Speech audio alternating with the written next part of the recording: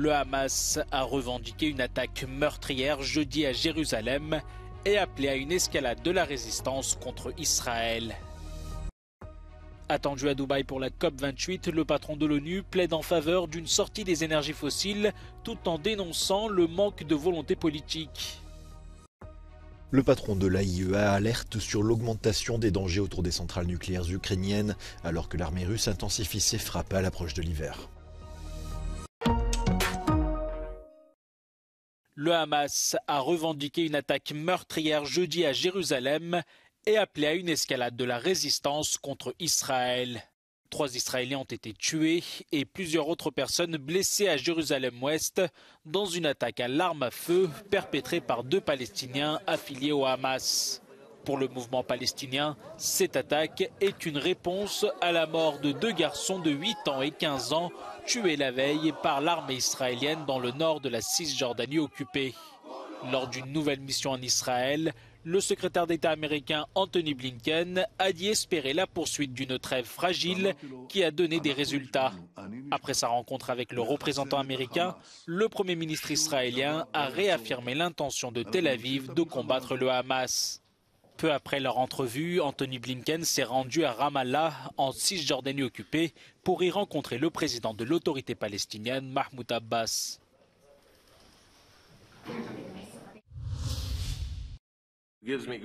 La COP28 tant attendue s'est officiellement ouverte ce jeudi à Dubaï. La question des énergies fossiles sera au cœur des discussions. Le patron de l'ONU, Antonio Guterres, a plaidé en faveur d'une sortie des énergies fossiles tout en dénonçant le manque de volonté politique pour éviter la catastrophe climatique. The only thing that is still lacking is political will. And I mean, this is why the COP is important. To make people understand that we are really moving in a very wrong direction still.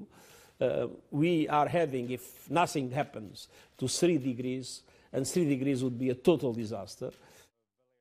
Le patron de l'ONU a également souligné le rôle important que pourrait avoir l'Afrique dans la lutte contre le changement climatique.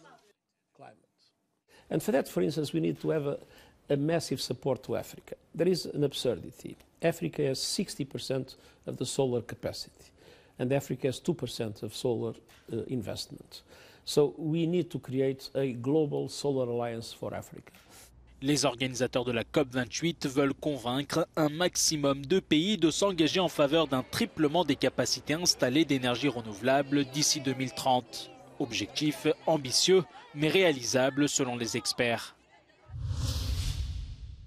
The United Nations Climate Change Conference, COP28, has opened with a resounding call to accelerate collective climate action. It also takes place in what is known to have been the hottest ever year recorded. And this year's event also marks the conclusion of the global stocktake, the first assessment of global progress in implementing the 2015 Paris Agreement. We caught up with the Secretary-General of the Dubai Supreme Council of Energy. I think it is very important that to realize that it's only through consolidated approach and through a good partnership and through green solutions and green fund and green policies we can go forward and bring a change. And this change has to come immediately. COP28 President-designate Sultan Al-Jaber last night addressed accusations that he would use the summit to strike oil and gas deals. He said these allegations are false, not true, incorrect and not accurate. Now, over 165 heads of state and 70,000 delegates will descend on the COP28 site over the next 2 weeks to discuss climate change, global warming and try to implement sustainable policies moving forwards.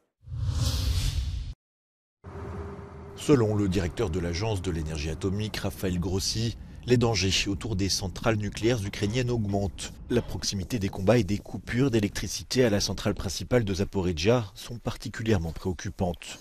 Raphaël Grossi s'est exprimé lors d'une visite à Bure, dans l'est de la France. Il y a un tas de dangers qui se multiplient et qui sont là jusqu'à la fin du conflit, j'imagine. Donc on essaye par notre présence continue de mitiger un peu, d'avoir un effet dissuasif sur les uns et les autres pour éviter qu'à la misère de cette guerre, on ajoute un accident avec des conséquences radiologiques, n'est-ce pas ? Pendant ce temps, l'emprise de l'hiver se resserre sur les soldats de la ligne de front près de Barmout et de Kupiansk. Kupiansk qui a été ravagé à 2 reprises au cours de la guerre et est aujourd'hui comme figé dans le temps. Installé à Barmout, le sergent Roman et son unité ont passé des mois dans un bunker. La neige a laissé place à un froid mordant à l'extérieur, mais à l'intérieur, dans l'obscurité, les soldats se sentent malgré tout en sécurité.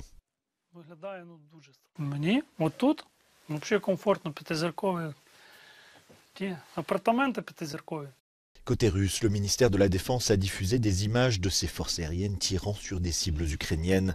La Russie a intensifié ses attaques dans l'est de l'Ukraine et semble vouloir gagner du terrain avant la fin de l'année.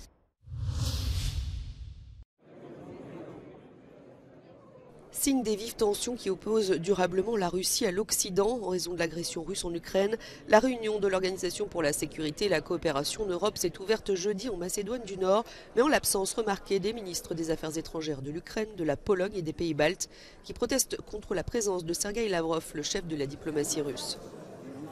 Kaip galima diskutuoti Europos saugumą su valstybe, kuri yra ideologiškai nusiteikus tą saugumą sugriauti. Aš nematau galimybės rasti kompromiso, aš nematau galimybės ieškoti kažkokių bendrų sąlyčio taškų. Ir tokia pati pozicija ir kitų Baltijos šalių ministrų. Le secrétaire d'État américain Antony Blinken s'est brièvement arrêté à Skopje, la capitale de la Macédoine du Nord, pour la réunion, mais il est reparti en Israël avant l'arrivée de Sergueï Lavrov. Blinken accuse la Russie de violation flagrante de tous les principes fondamentaux des efforts déployés pendant la guerre froide pour apaiser les tensions Est-Ouest qui ont conduit à la création de l'OSCE. Et il accuse Moscou d'efforts incessants pour entraver le travail de l'OSCE. Sergueï Lavrov lui est donc arrivé sur place ce jeudi matin, malgré les intrigues des ennemis, dixit la porte-parole de la diplomatie russe, Maria Zakharova. Elle faisait allusion à la Bulgarie qui a d'abord autorisé Sergueï Lavrov, visé par des sanctions occidentales pour le conflit en Ukraine, à survoler son espace aérien. Avant de révoquer cette autorisation, Lavrov étant finalement arrivé en Macédoine du Nord via l'espace aérien grec selon les agences de presse russes.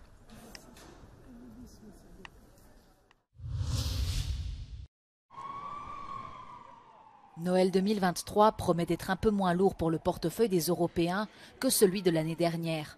Selon les dernières estimations d'Eurostat, l'inflation dans la zone euro devrait s'établir à 2,4% en novembre. Si cela se confirme, il s'agirait d'une baisse de 5 décimales par rapport à octobre, avec des baisses de prix importantes dans les services et dans l'alimentation, l'alcool et le tabac. La Banque centrale européenne affirme que les membres de l'Union européenne sont désormais sur la bonne voie pour atteindre l'inflation souhaitée de 2%. While the short-term outlook remains subdued, the economy is set to strengthen again over the coming years as inflation falls further, household real incomes recover, and the demand for euro area exports picks up. En dehors de la zone euro, l'inflation la plus élevée a été enregistrée en Hongrie et en République tchèque, où elle a atteint les 9,5%.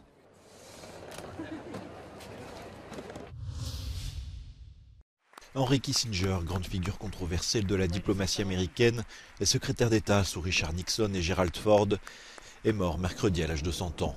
Initiant le rapprochement avec Moscou et Pékin dans les années 70, Henry Kissinger a vu son image ternie par des pages sombres de l'histoire des États-Unis, comme le soutien au coup d'État de 1973 au Chili, ou l'invasion du Timor oriental en 1975, et bien sûr la guerre du Vietnam.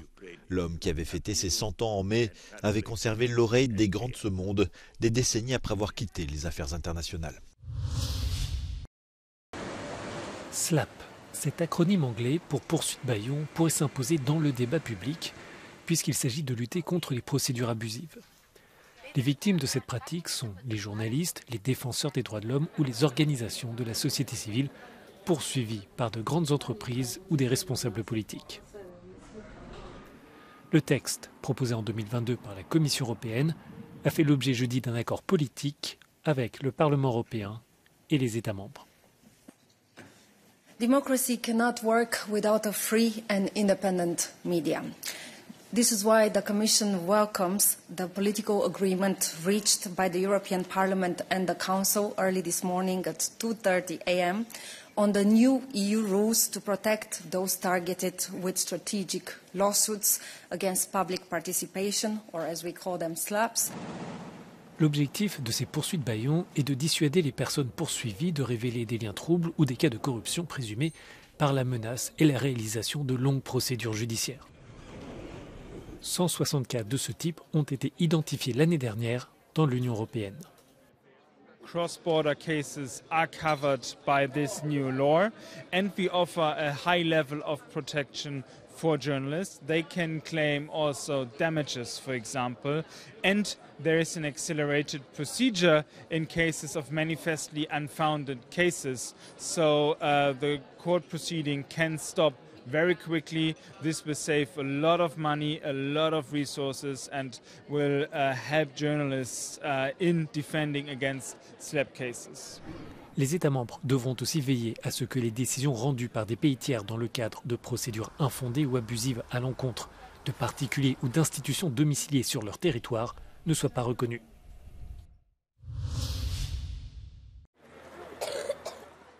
La Croatie connaît sa plus grande épidémie de coqueluche depuis plus de 40 ans. Quelques 1000 cas ont été confirmés cette année. Des centres de dépistage ont été mis en place pour tenter de réduire la propagation de la maladie.